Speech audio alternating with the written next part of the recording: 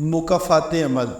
مکافات عمل ایک ایسا عمل ہے جو رپیٹ ہوتا ہے، یعنی جو کچھ آپ کرتے ہیں آپ کی زندگی میں وہی کچھ آپ کے ساتھ ہوتا ہے. جو کسی کے ساتھ کریں گے وہی آپ کے ساتھ ہوگا. یہ ایک سچ ہے، اس کو مانیں یا نہ مانیں، اس کو سمجھیں یا نہ سمجھیں.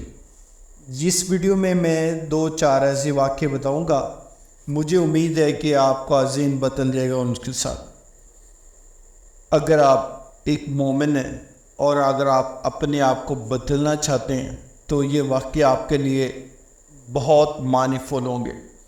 اور اپنے آپ ارد گرد دیکھیں گے تو آپ کو ایسے لوگ مل جائیں گے جن میں یہ واقعے آپ کو نظر آئیں گے.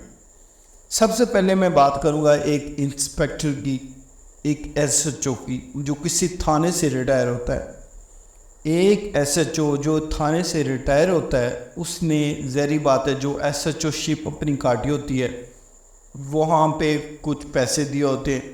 وہ 10 نہیں بلکہ 100 میں سے کوئی ایک کیس ایسا ہوتا ہوگا جو میرٹ میں ہوتا ہوگا.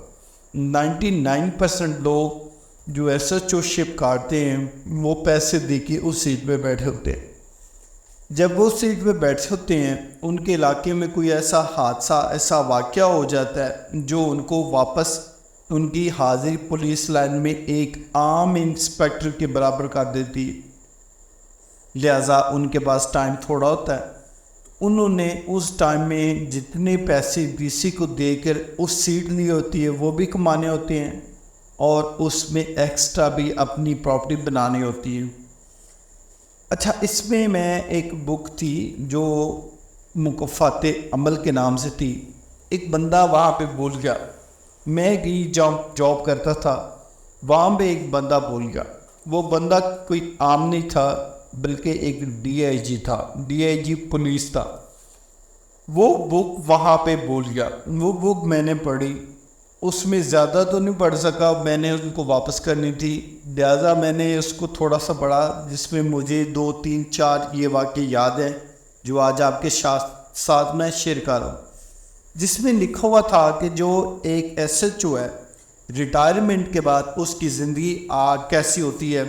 اس کی زندگی ایسی ہوتی ہے کہ اسے کوئی بیماری لاحق ہو جاتی ہے اور جو اس نے پیسہ کمایا ہوتا ہے اس پر عیاشی کوئی اور کرتے ہیں.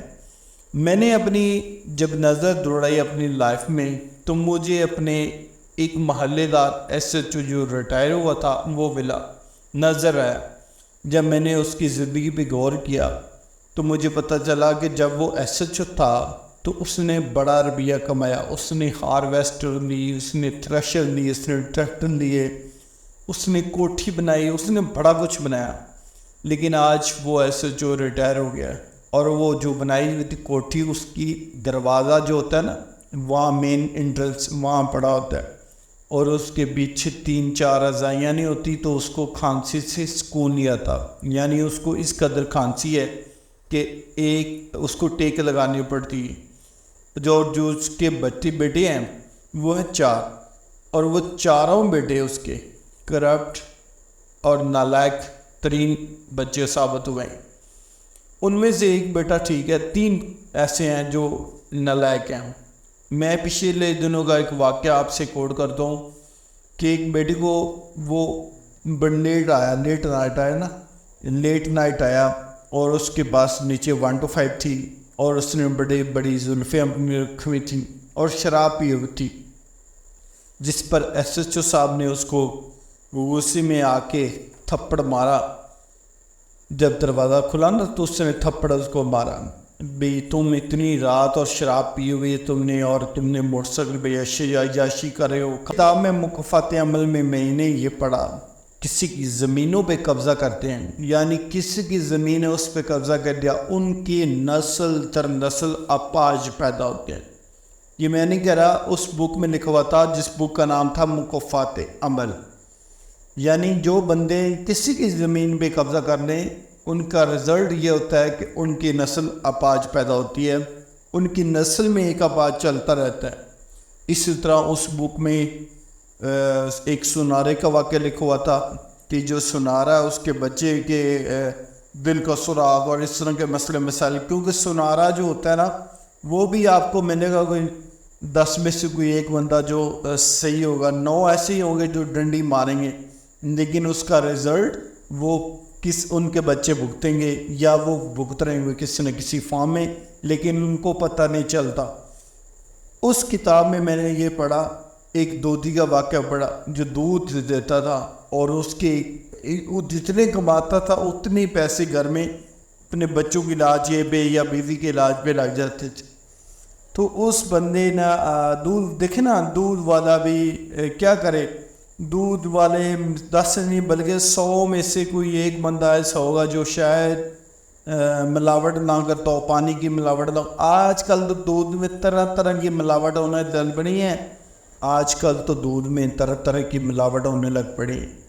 لوگ بھینسوں کا دودھ نہیں، لوہے کی مشینوں کا دودھ دیتے ہیں، 40 لیٹر پانی میں 1 لیٹر آئل اور 15 نہیں کیا کیا ڈالتے ہیں اور وہ دودھ 1 من تیار ہو جاتا ہے اور اس کو بیچتے ہیں اور لوگ پیتے ہیں، بس پی رہے ہیں، مجبوری ہے۔ شہروں میں جو لوگ رہتے ہیں وہ بھول گئے ہیں اصل دودھ ہوتا کیا ہے، ان کے منہ کو چسکا ہی ایسا لگ گیا۔